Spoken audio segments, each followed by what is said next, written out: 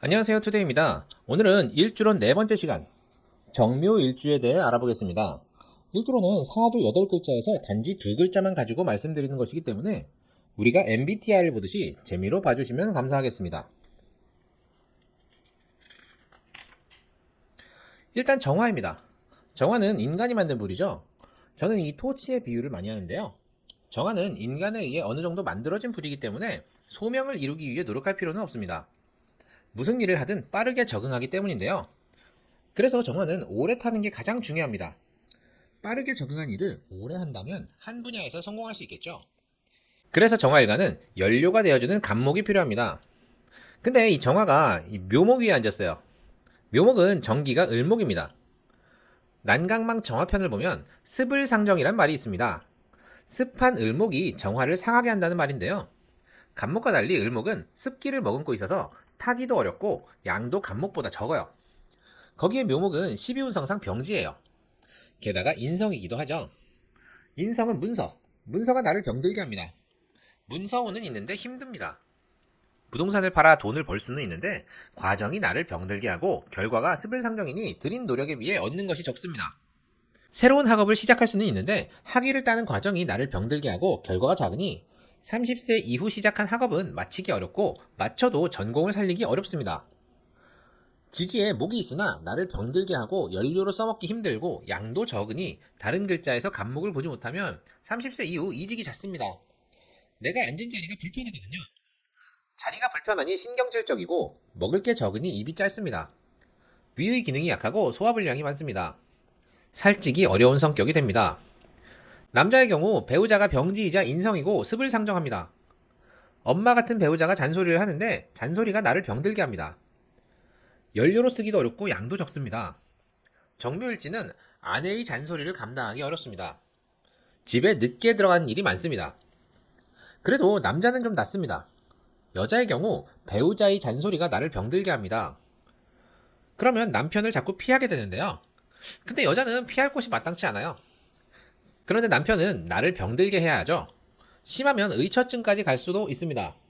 스불상정은 묘월 정화편에 나오는 이야기인데 만약 묘월 정묘일주면 그 증상이 더 심하겠죠.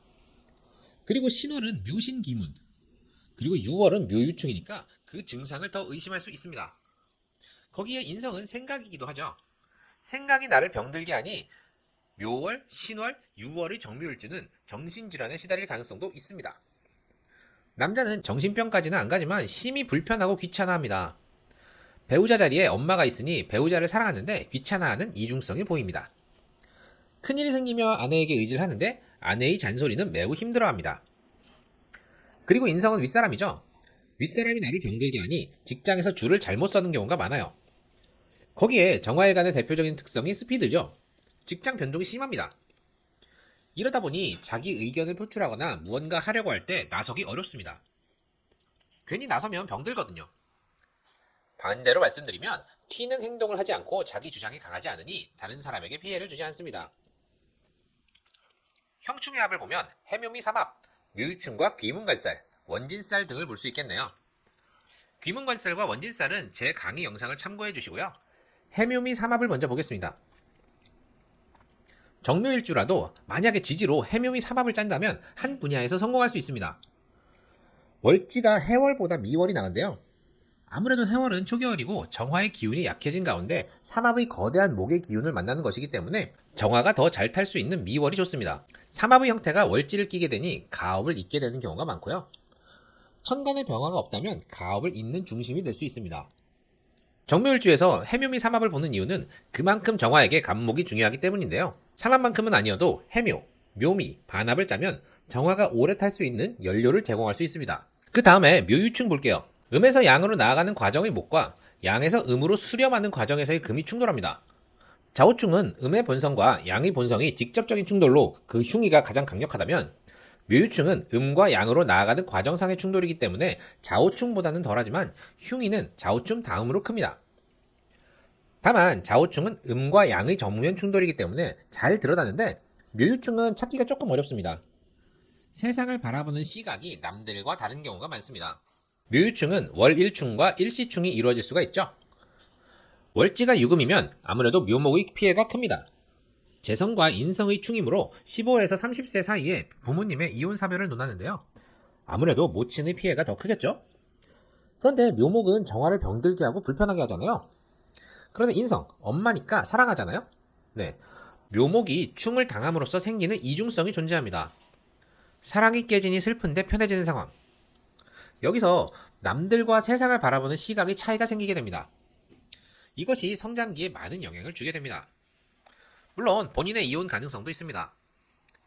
시지에 유금이 있는 경우도 재성과 인성과의 충돌이죠. 30세에서 45세에 본인의 이혼수를 강하게 읽어주고요. 원인은 의처증 등의 정신적인 원인인 경우가 많습니다. 시지를 충하니 자식에게 문제가 발생할 수 있습니다.